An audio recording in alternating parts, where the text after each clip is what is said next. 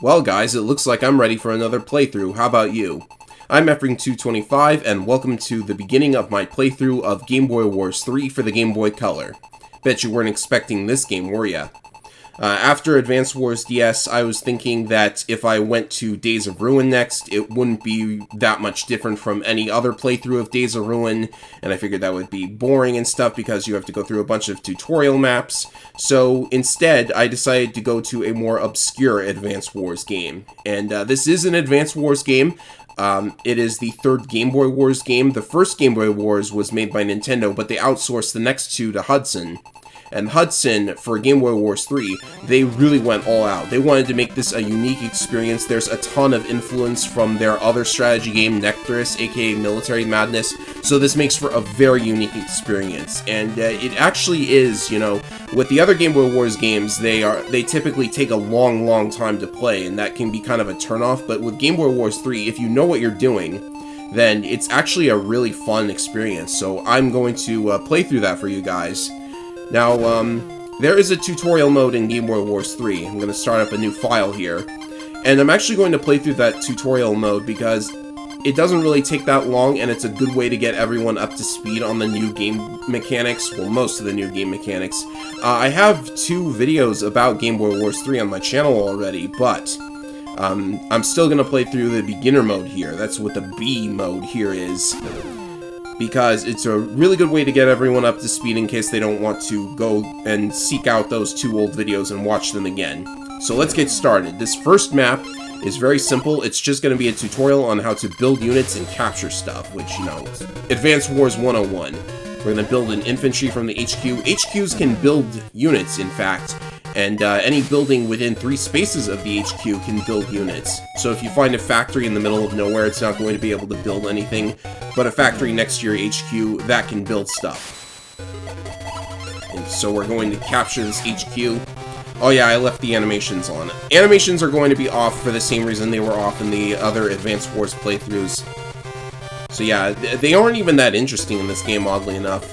Yeah, normally the animations in the Famicom Wars games are funny, but they weren't that funny this time, so let's go ahead and turn them off. So yes, capturing the HQ works just like always.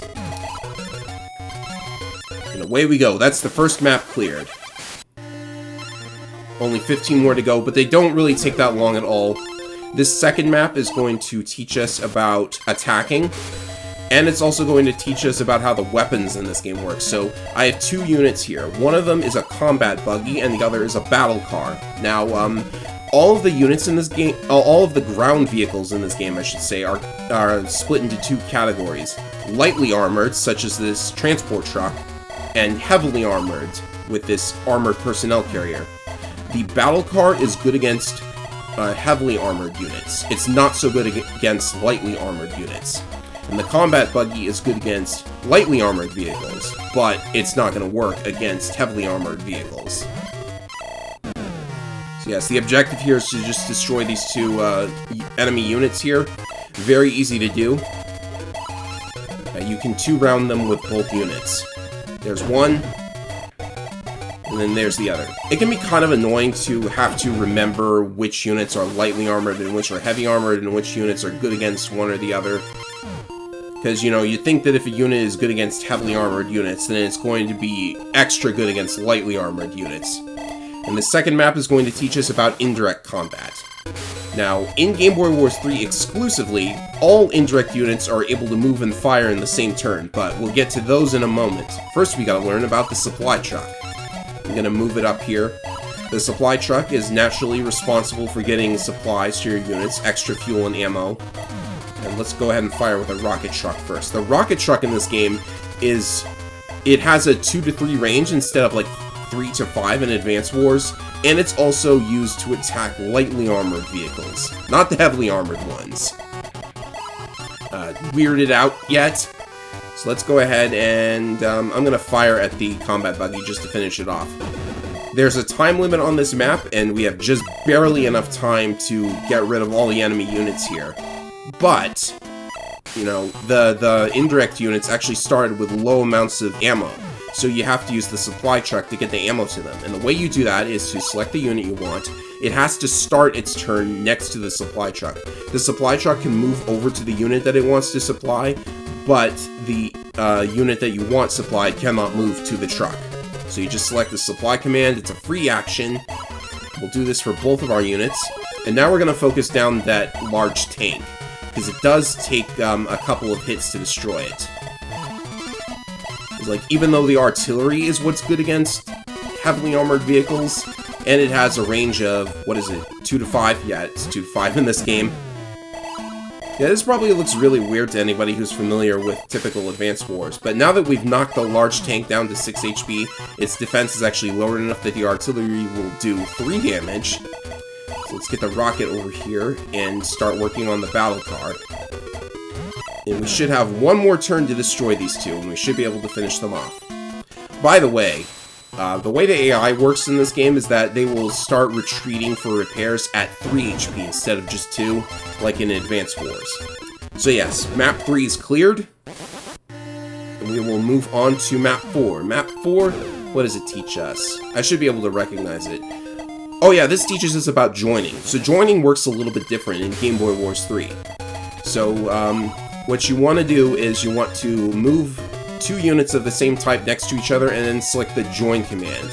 Now the join command in this game actually lets you distribute the total HP of the 2 units any way you want between the 2 units. So I'm just going to give all of these infantry HP to the main infantry there. And what this is going to do is it's going to give the infantry enough HP to capture those 2 buildings in a single turn. Because in this game, neutral buildings, well, all buildings really, they all start at 10 capture points, so it only takes 1 turn to secure them. So here we go. And capturing works just like Advance Wars. The capture points will be reduced by the number of HP the infantry has. And thanks to that joining, we have a single infantry with 10 HP. So on to map 5. This map teaches us about unit transports. Now, transporting works a little different in Game Boy Wars 3, of course. We have enough money to purchase one of the transporters, and we're going to use the transport truck. There are actually 3 different land units that can transport your foot soldiers, but the transport truck has the highest movement out of all of them, so that's what you need to get to that HQ before the time limit runs out. 7 spaces, but it has tire-type movement, like with the Recon in Advance Wars. So, it doesn't do as well when the map is just plains, but this is fine. Also, unloading works a little bit different. You cannot unload a unit in the same turn you loaded it, but when units do unload, they can complete a full turn, as if they, as if they were making a regular move. So that allows us to capture the HQ a lot sooner than we would have been able to in Advance Wars. So that's nice. And that's also really good for air units. And since units can complete an attack after they've left the transporter, that's really good for indirects as well. Because as you can imagine, they can move and fire in the same turn in this game. So this is the first of several maps dedicated to the constructor, which is this bulldozer unit. It has a lot of features in Game Boy Wars 3. It's basically like a Swiss Army knife, kinda. One of the things it can do is that it can build bridges across rivers, and that allows this anti-air to destroy this transport truck in 1 turn. So that's nice. So on to the next map, which is another constructor map. This time around... oh yeah, the second feature of the constructor is that it can develop buildings. So what that means is, whenever you develop a building, just move the constructor onto the building and select develop. That will increase the capture points of the building. And the income a building provides is actually tied to the capture points. So by increasing the capture points, you're also increasing your income, which is a really neat idea. So yeah, the objective here was to get enough income, and I've done just that. Or it could have just been to develop a building to the max, I'm not sure. There was never really a full translation of this game. I've only got a basic menu patch that actually changes the names of some of the units.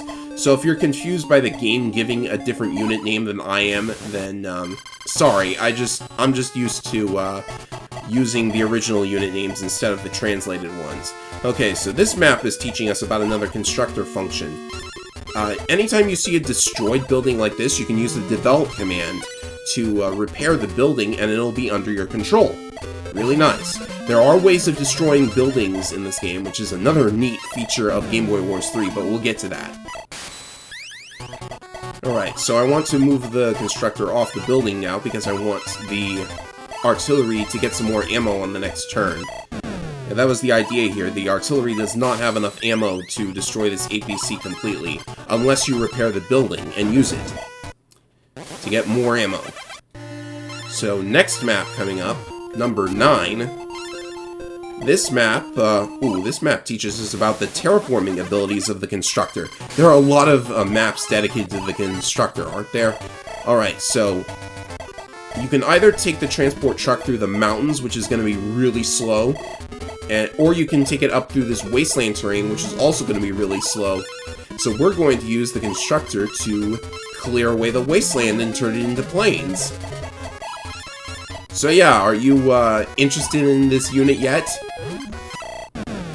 Like, it just has so many features. It's really weird. And like, a lot of them, I will admit, are very situational. Like this one. The pave command allows the constructor to create road tiles. Is that nuts or what?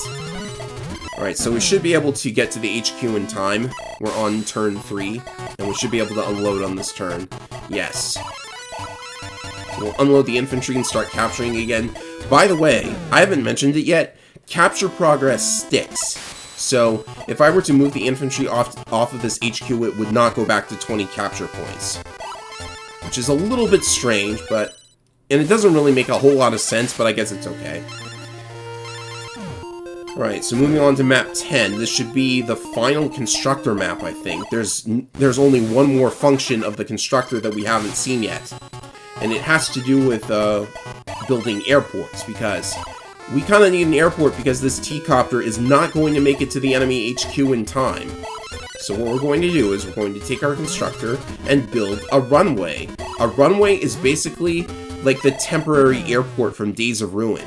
If Days of Ruin has the rig, which can build temporary airports, the runway is a similar building, but it can't... I don't think it repairs air units, it just refuels them, but I'm not sure. Anyways, after getting some more fuel. And another weird thing this game does in relation to transporter units is that the T-copter and the lander, they can actually unload while flying over a sea tile. So if I go here, I can actually unload the infantry, which is weird because if I wanted the infantry to get back into the vehicle, it could not do that because the infantry can't move on the sea, but the transport copter can. It's a little bit weird. So with that out of the way, we move on to map 10, or map 11, excuse me. Map 11? Map 11 teaches us about the tactical bomber, which is a new unit. So the objective is to take away the enemy's income by capturing all of this, but your 2 infantry are not going to be able to do it in time. So what we're instead going to do is send our tactical bomber over here. This bomber, it doesn't attack units, it actually attacks the terrain itself. Watch. This is really, really cool.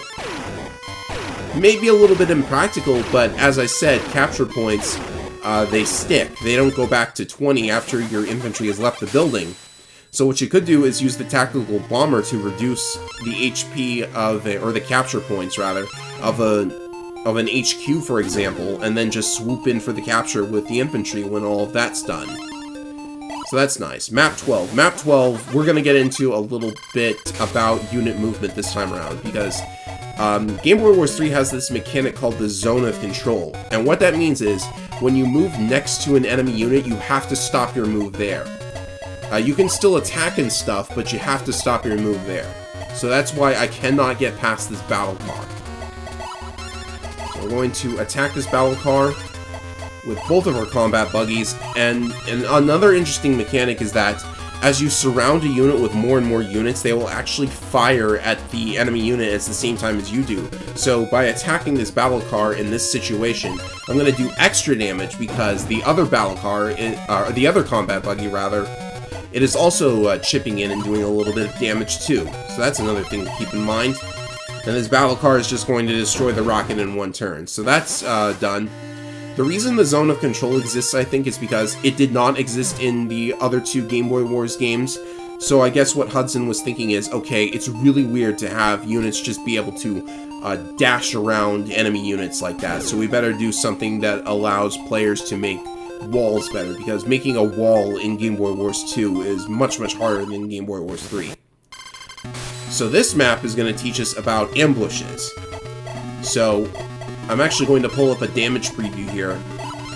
You can pull up a damage preview by selecting your target and then pushing start. So as you can see, damage is actually way more complicated than it should be in Game Boy Wars 3. Basically, you take the attack of, well, all of the weapons in this game have different damage values, and all of the enemy units, they have different defensive values versus certain kinds of units. It's really complicated, and I don't feel like explaining it. Basically, all you need to care about are the two numbers at the bottom of the screen. That number under my unit is how much damage I will do, and the number under the enemy unit is how many hit points it has left.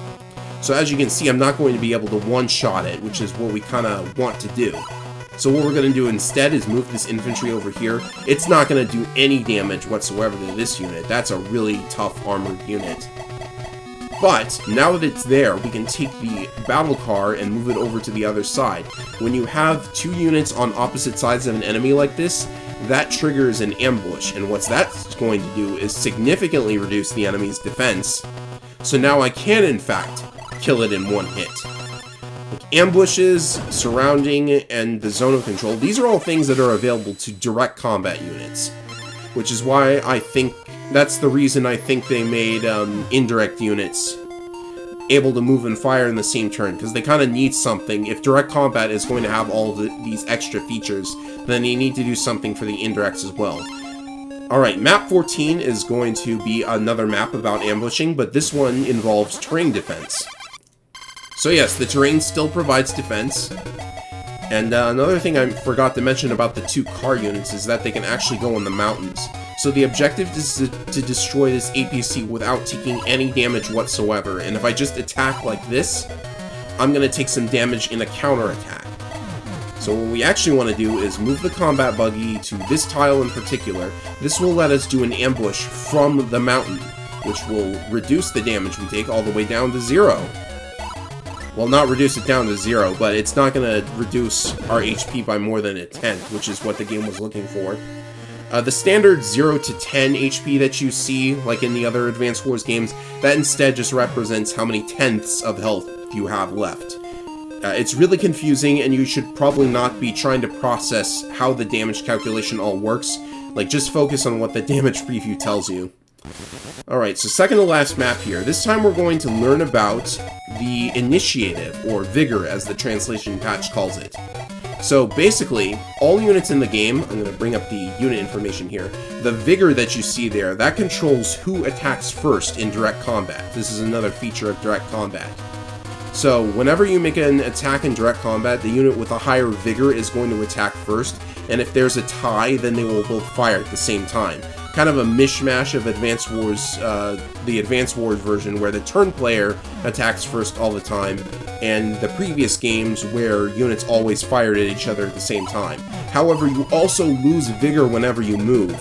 So by moving and attacking, you can see by that red border on the crosshair that the enemy will attack first, and we don't want that. So instead, if we attack with the other battle car first, which is already right next to the enemy, yeah, this time the battle car attacks first. So go ahead and do that. Oh, I think I made a mistake, actually.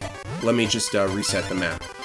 You're not supposed to take any damage, so what you're actually supposed to do is trigger another ambush by moving the other battle car first and then attacking this way. That's how it's done. No damage taken. And now we have the final map, which is basically a test of all the knowledge.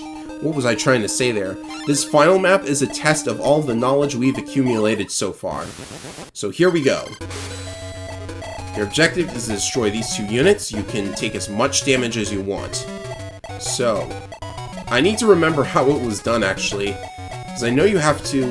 these are infantry fighting vehicles. They've got anti-tank missiles, so I need both of them to attack the large tank, which is called the Neo-Tank in this translation for some reason. But we also have to worry about the battle car and how we're going to take care of it. Because if I attack with the combat buggy like this, I'm going to take damage. So I'm just going to try it and see if this is how you're supposed to do it. I think this is how it works. Yeah, actually, I think I'm good. Because when you trigger one ambush, then all attacks afterwards are going to be ambushes too, because this is going to be another ambush. So yes, that's the basics of the Game Boy Wars 3 mechanics. There's still other stuff to go over, but we can cover that when we get to the campaign. And I'm receiving a medal here for finishing all of the beginner maps. And I'm also going up a rank. There's some kind of ranking system and medals, which are basically achievements, but they're not important. I don't really pay attention because that part of the game was not translated. But next time on Game Boy Wars 3, we will start up on the campaign, and there's going to be a lot more to talk about then. So I hope you're interested enough to keep watching for that. See you later, everybody.